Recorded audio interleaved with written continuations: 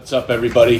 This is Doug here from Celtic Hammer Club, coming to you from the Celtic Hammer Club pub room in my house, where I serve and drink the different ales and meads that I make here at home. It's been some time since I did a beer or mead review for you guys, and for the first time in quite a while I have all three of my taps flowing with something unique, so I thought this might be a good opportunity to talk about some of the stuff I've been working on lately. So here are the three. First up, I was going to talk about my Scottish wee heavy, sometimes called a 90 shilling ale. Traditionally, Scottish ales were split up by price by how strong they were. So the lighter Scotch ales were 30 shillings, medium was 60, and then the stronger one, which is what this is, would be 90 shillings. So that's where that term 90 shillings comes from. Usually they don't go by that, at least in the States here. When I see it at the store, they usually call it a wee heavy. So it's the same idea. It tends to be a stronger beer. This one came in at about 8% even, which is pretty typical of the style. As you can see, it's a bit darker. And one thing that's particularly unique to the Scottish ales is that they're very low on hops. So you've got a lot of more malty character, more sweetness. It's almost like got a caramel flavor to it. Part of that, there's a historical reason for that, is that in the, up in Scotland, it was not so easy to get their hands on hops to actually brew with.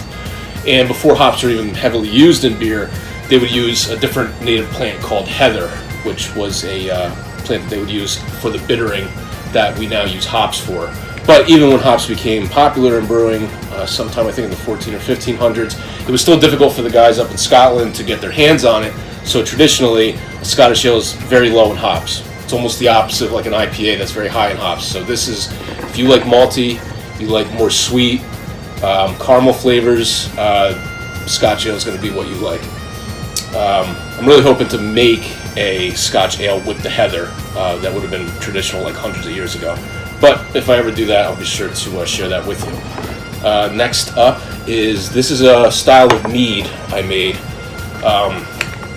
It's called a sizer.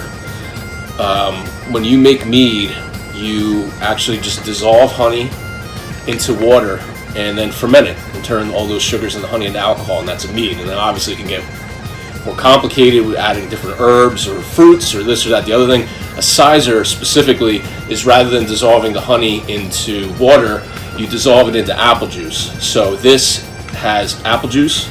I also used tart cherries. So that's where the pink color is coming from, are those cherries. And I kind of winged it. It was just an idea I had in my head. Oh, and the honey is wildflower honey. I live in Pennsylvania, USA. It's from a local farm. So it's the real deal. It's not cheap corporate honey. It's a real farm honey. It's beautiful stuff, actually. So yeah, I just winged it. It was just an idea I had in my head. I thought apples and cherries and honey would go good together, and I think it worked out really well, if I say so myself. It's tart, but not like, eating a sour candy. It's just got a nice bit of tartness. You got the apple, which really kind of dominates because that's the biggest part of the ingredients, and then the honey gives it just a bit of body and a little bit of sweetness, which kind of enhances the other flavors of the apple and the cherry. So this, I think, came out really good especially for a summertime drink. It's really hot where I live right now, and this has been really refreshing. Last but certainly not least is another style of mead, which I've made a few batches of this, but I think this one has come out the best so far. I've made posts about it on my page before. I think I may have even done a review about it on video, but it's a style of mead called a braggot. A braggot mead is a mead like with the sizer, where you've got a mixture of apple juice and the honey. This is sort of a mixture between an ale and a mead. So I used Pilsner malt, malted barley, which is what you use to make beer or beer or ale, and then mixed it with that same wildflower honey from that same farm.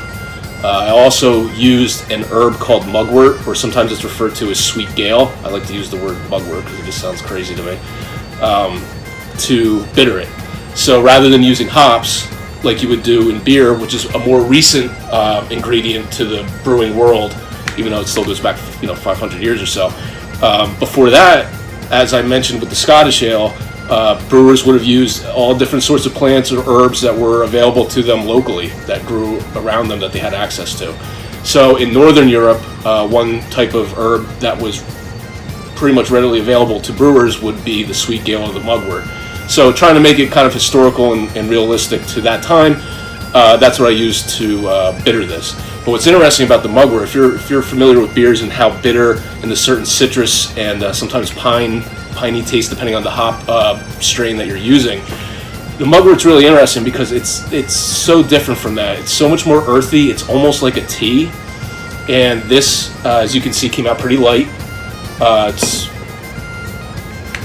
got just an earthy, almost, I don't want to say tea, but it's got an earthy flavor, and then you've got the subtle hints of the honey, and then that Pilsner malt. Part of the reason why I used that was that I wanted to have the malt in there, not so much to add a lot of flavor, but to add some body to the drink, which it worked out pretty well.